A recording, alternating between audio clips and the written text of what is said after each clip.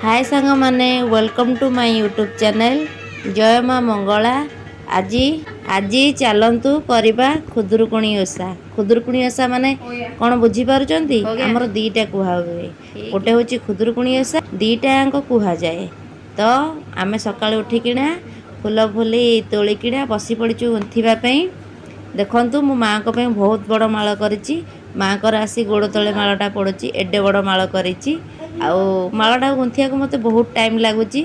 आमे एठी बसचु 3-4 जण बसिकिना फूल गुंथुचु, कथाबार्ता होचु। मो पुतुरा अछि, मो झियारी भी अछि। मो झियारी एठी वीडियो करुछि, नाना एठी बसिकिना आमे फूल पानी देई जिवु बोली डला सजाडुचंती। देखंतु आमे गाधेई साइला परे जिबु फूल पानी देबाकू घरे गाधेई पड़ुचु। घरे लास्ट पाली दिन जिबु पोखरी के जाउचु बर्तान फूल पानी देबा पई। फूल पानी देबाकू जाउचु। एती जस्ट पोखरी पाखरे पहुंच भेलुनी। देखंतु पोखरी आमे पहुंच जाइछि। पोखरी बे नुवा काम होइछि ना, बहुत बड़ पोखरी करा आइछि, बहुत भी पानी अछि। तेणु करी हमर पूजा स्टार्ट हो जाइछि, बालुंगा पूजा।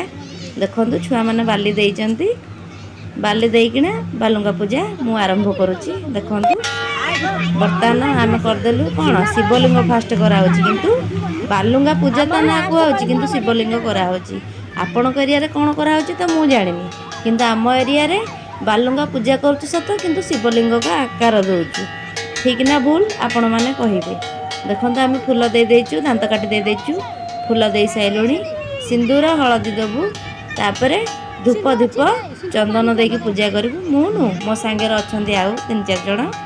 आउ छोट छोट कुनी कुनी पिला को भी नेकी जाइछु।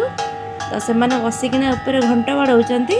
मो कहछि आपण माने पूजा रे एरिया रु व्यस्त अछु, जते जल्दी पूजा सारिबु। आपण पूजा पाठ केमति भल लागुछि न लागुछि देखंतु, मते कमेंट माध्यम रे जणाबु। आमे देई साइलुनी, पूजा करूछि। आपण चावल दबु, प्लीज दया करी कि वीडियो को स्किप न करिकी शेष पर्यंत देखो। भोगराग आमे मु आपण मानकर सती धीरे धीरे पूजा चलीछि।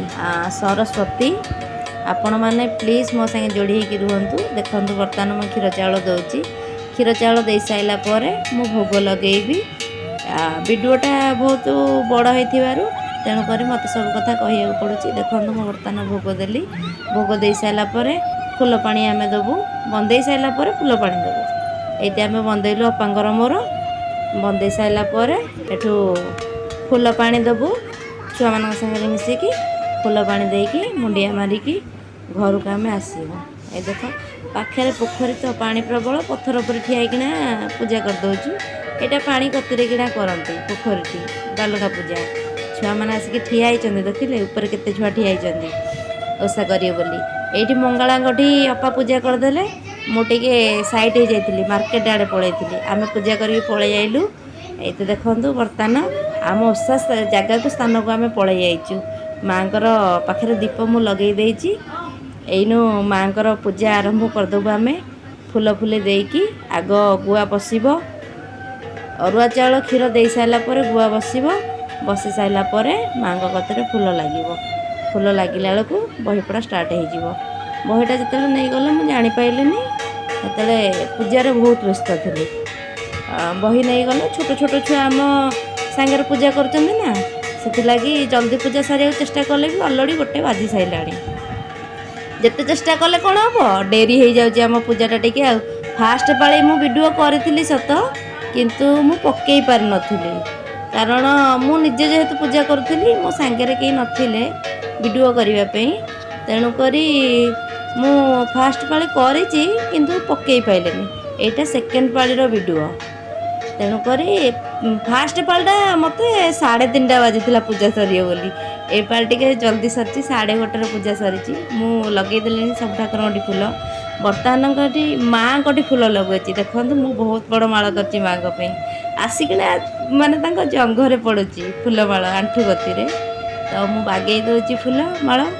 आ मां हमर बहुत सुंदर देखा जाउचंदी। खास करी तांको मुकुट पई आ तांको पछकरे जो लागिची, एटा कोन कहउचंदी मने पडुनी मोर। हेटा लागी से बहुत सुंदर देखा जाउचंदी। देखंतु भोग काटी देइछु आमे। आ भोग भी लगेई देबेनु मां को कतिरे। मां कर सब विधि वेदा सरी जाइची। बर्तमान मु भोग लगेइबी। भोग लगेई साइला परे आमे बंदेइबु। ଦେଖନ୍ତୁ ମୁଁ ଭୋଗ ଲଗାଉଛି। ଅପା ମୋତେ କହିଦେଉଛନ୍ତି କେଉଁଠି କ'ଣ ଦେବା କଥା, ମୁଁ ମନେ ରଖିଛି, ତା ବାଦ୍ ବି ଅପା ଟିକେ କହିଦେଉଛନ୍ତି କାଳେ ମୁଁ ଭୁଲି ଯାଇଥିବି। ତେଣୁକରି ଭୋଗ ଲଗାଇ ଦେଉଛୁ ଆମେ ମାଆଙ୍କ କତିରେ। ତାପରେ କହିଲେ କଳସୀରେ ଦେବାକୁ, ତ ମୁଁ କଳସୀରେ କତିରେ ଭୋଗ ଲଗାଇ ଦେଉଛି। ଭୋଗ ଲଗାଇ ସାରିଲା ପରେ ବନ୍ଦାପନା ଷ୍ଟାର୍ଟ ହେବ, ମାଆଙ୍କର ଆଳତି ହେବ। ସେଠୁ ନିଜ ଘରକୁ ନିଜେ ଯିବୁ, ଫେଣେ ସନ୍ଧ୍ୟାବେଳେ ଫେଣେ ଦେଖାହେବା ଆଉ। ବର୍ତ୍ତମାନ ଯାଇକିନା ଇଣ୍ଟରେଷ୍ଟ ବଜାଇବାର ପ୍ରୋଗ୍ରାମ୍ ଅଛି। ଘରକୁ ଗଲେ ବି ରୋଷେଇ କରିବାର ଅଛି। ଘରେ ଯେହେତୁ ଏକା, ନାନା ଦୋକାନ ପଳେଇଛନ୍ତି, ଆଉ ପୁତୁରା ମୋ କତିରେ ଅଛନ୍ତି ଯେହେତୁ, ତ ପୁତୁରା ନୁହଁ ତ ସେ ମୋ ପୁଅ ଭଳିଆ। ତେଣୁକରି ତାହାର ମୋର ଯାଇକିନା ଘରେ ରୋଷେଇ କରିବୁ। ଝିଆରୀଟା ବି ଆସିଛି, ଆଉ ମିଶିକି